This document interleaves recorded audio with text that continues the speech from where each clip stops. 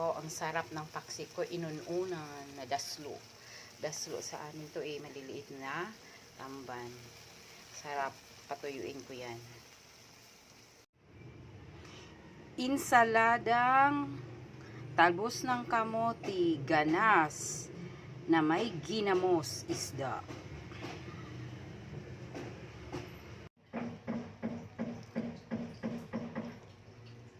Ito yung ulam namin ngayong tanghali.